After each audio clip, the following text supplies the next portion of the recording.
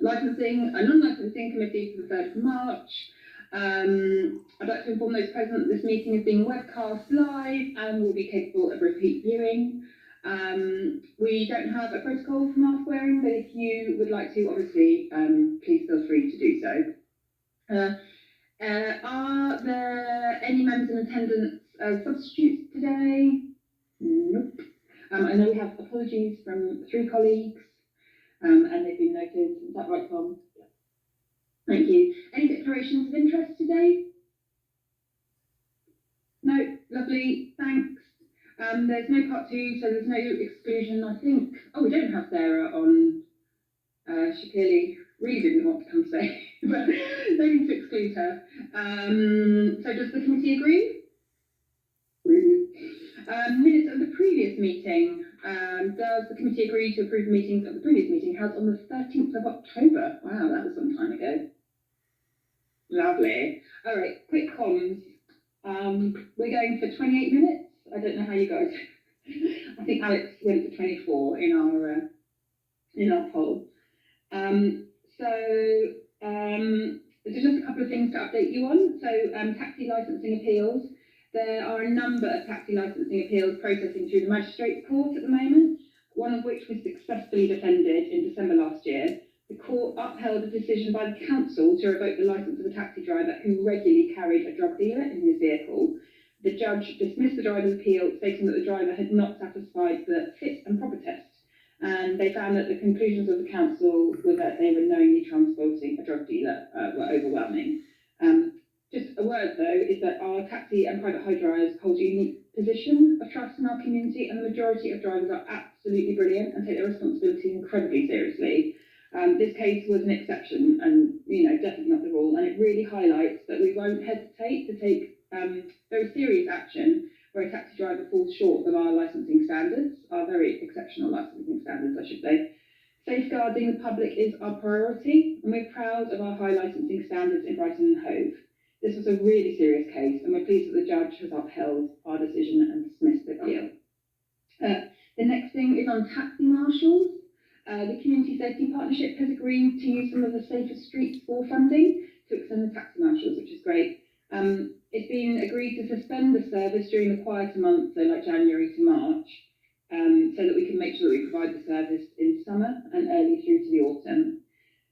We'll continue to monitor issues at the rank during the period, though, by the Night Marshals team, and we'll consider a partnership with police as to whether there are potentially busy weekends during this period that we might need to deploy the taxi marshals out on.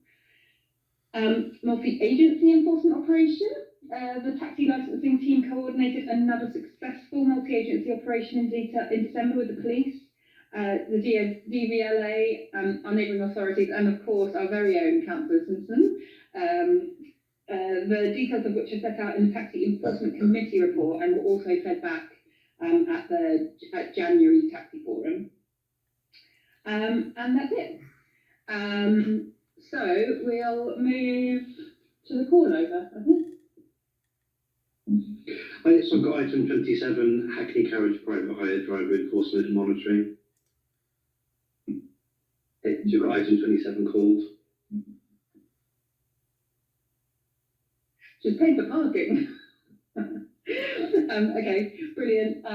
Well, there's no member or public involvement, so let's just move to number 27. I think, Jim, you're going to, let's move on. Yeah, so yes, this is the standard report.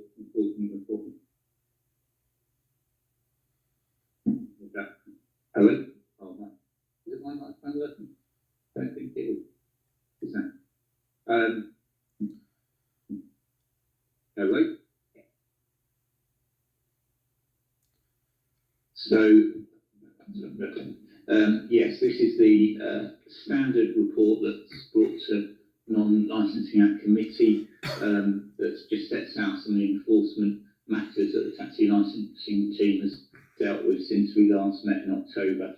I suppose the main thing to highlight, as Chair did in her comms, is that the multi-agency operation that was successful with the most amount of vehicles they've ever stopped in such an operation. It was 53, and then it lists in the spreadsheet the drivers that have had enforcement action taken against them. And happy to take any questions.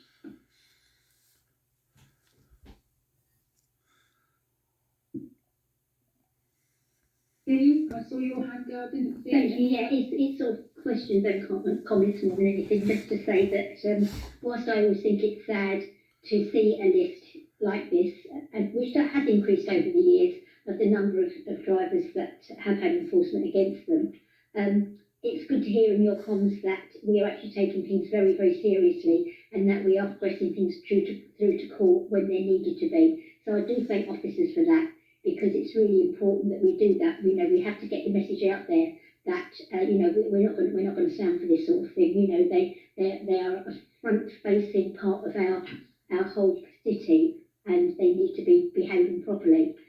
Just on the evening when the police and the DVLA and that went out, I was really lucky to be invited to attend, and it was a bitterly cold evening, bitterly cold. But it was really, really interesting. I was absolutely shocked by how many drivers were driving around with illegal tyres. That was the main thing.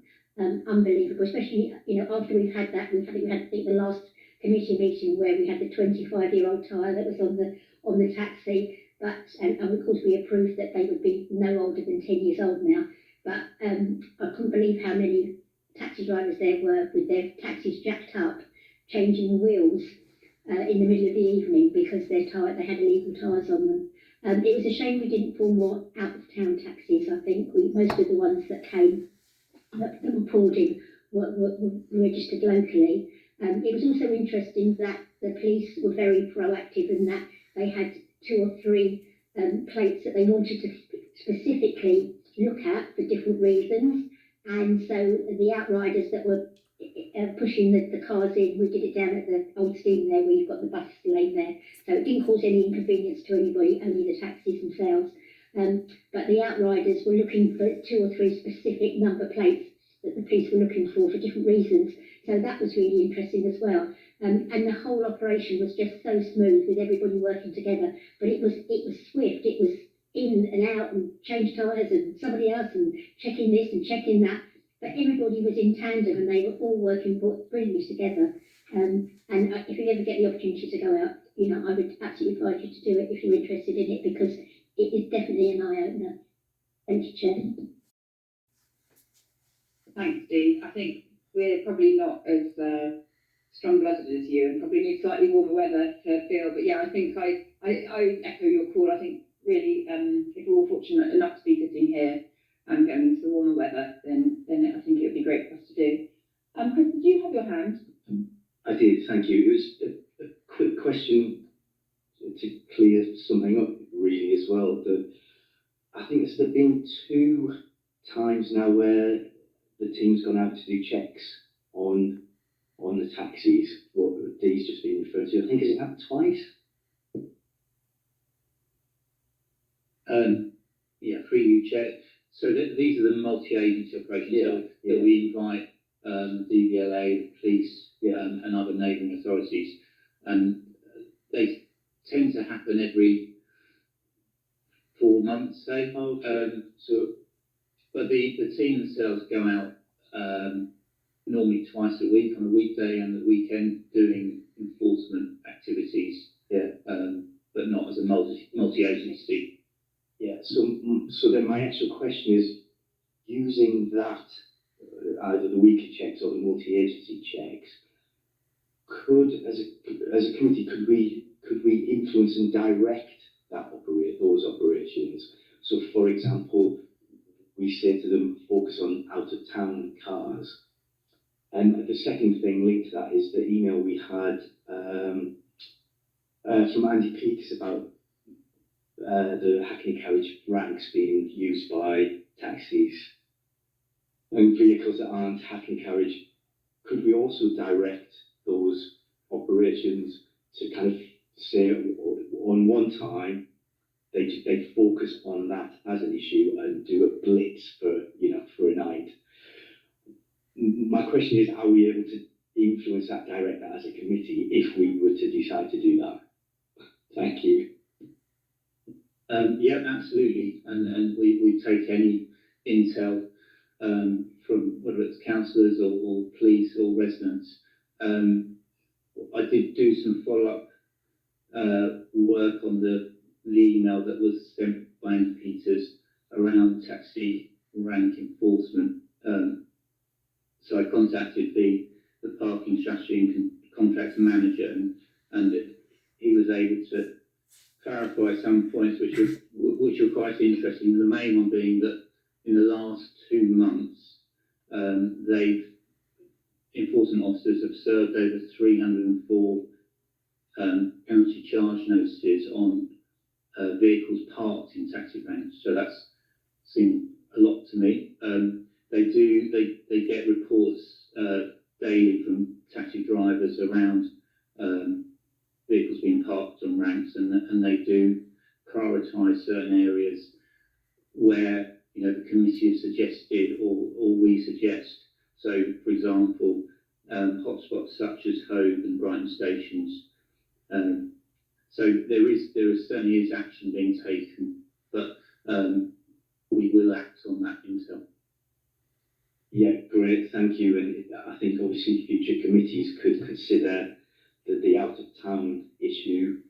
It seemed to me that we could perhaps make a more hostile environment for out of town taxis by doing that focus on their tyre safety and stuff.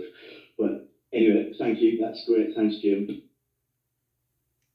I think it's a great idea, Chris, as well. And I think they'd be really open to that. Maybe do we have another forum before? Maybe not. We're going to Purda though, don't we? So yeah, probably not. But yeah, I think definitely. Yeah, great idea. Thanks, Chair. A quickie. There are 6 out of the 12 reports on driver does not meet DVLA Group 2 medical standard. What does that mean? So that is a standard very similar to HGV standard. It's a legal health standard that if you're a taxi driver or a heavy goods vehicle driver, you have to meet certain standards that are higher than an everyday driver. Could be your eyes, could be your heart condition, whether you've had a stroke, anything like that. And we have an independent medical advisor, so we send all our medical inquiries to them, and they make recommendations based on the Group 2 standards. So what really the behind my question was, is there any danger to the public from drivers not meeting this standard? And how long would they have been at this standard, but would they have not been meeting this standard if you can determine that?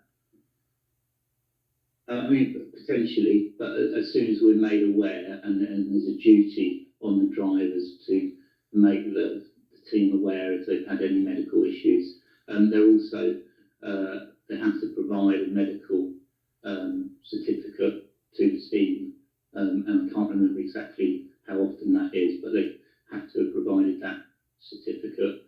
It might be every 12 months, but I can't be sure about that.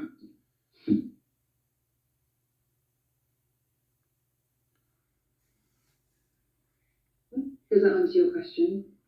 Did you want to take it first? Yes, it does. Thank you. Carol, is your hand raised?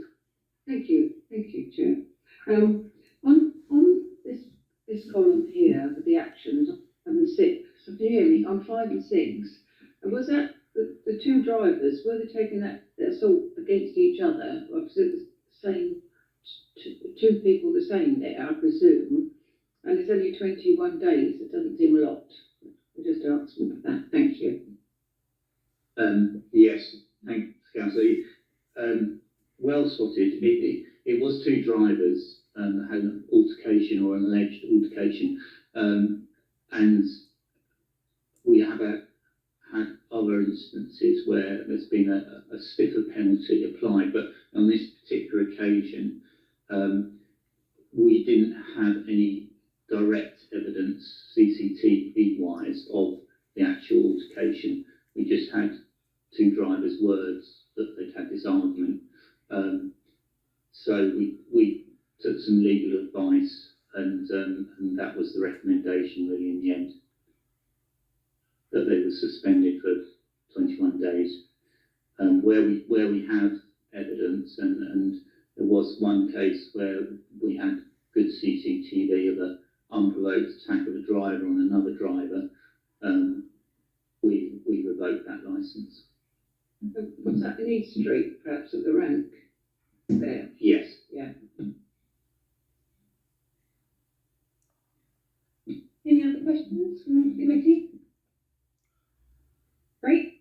Well, so it just leaves me to ask if the committee is happy to note the report. Lovely. Did you want to refer this to full council? No? Lovely. So I will call this meeting to a close. Thank you.